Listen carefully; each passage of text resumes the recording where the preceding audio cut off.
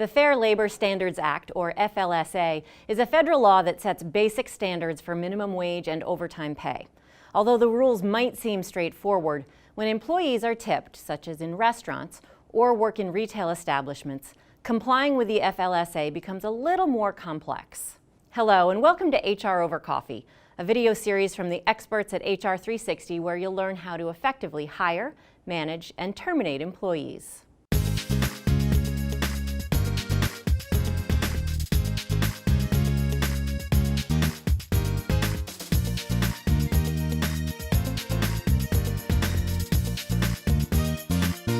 First, let's look at the minimum wage rules under the FLSA as they apply to tipped employees. By definition, tipped employees are those who customarily and regularly receive more than $30 per month in tips. For such individuals, the FLSA permits an employer to use these tips as a credit against its minimum wage obligation. Specifically, the employer may take a tip credit equal to the difference between a reduced hourly wage that's set by law, known as the required cash wage or direct wage, and the minimum wage. The use of a tip credit must be explained to the employee in advance, and only tips actually received by the employee may be counted in applying the credit. In total, the employee must receive at least the federal minimum wage. If the employee's tips combined with the employer's direct wages do not equal the federal minimum hourly wage, the employer must make up the difference.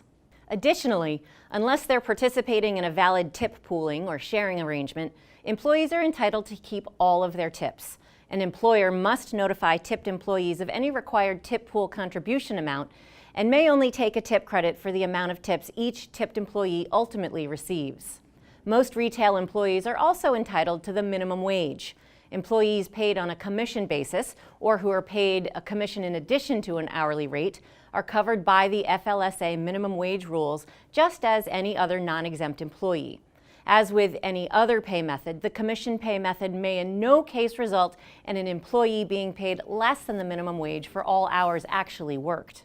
In general, the FLSA overtime rules require that covered non-exempt employees receive overtime pay for hours worked over 40 per work week at a rate not less than 1 and 1.5 times the regular rate of pay. Where an employer takes the tip credit, overtime is calculated on the full minimum wage, not the lower direct or cash wage payment. Certain retail employees paid on a commission basis, either in whole or in part, may be exempt from the overtime pay requirements of the FLSA. 3 conditions must be met for an employer to use the exemption.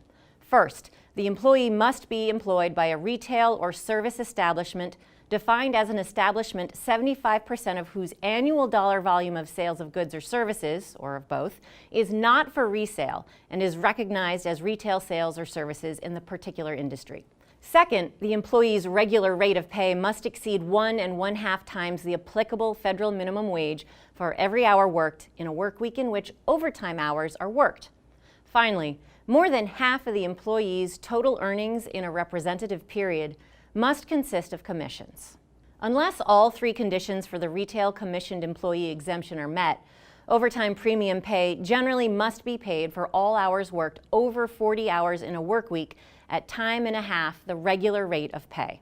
Keep in mind that a number of states have enacted minimum wage and overtime pay laws, some of which provide greater worker protections than those provided by the FLSA. In situations in which an employee is covered by both federal and state wage laws, the employee is entitled to the greater benefit or more generous rights provided under the different parts of each law. To learn more about the FLSA minimum wage and overtime pay requirements, visit us online at hr360.com.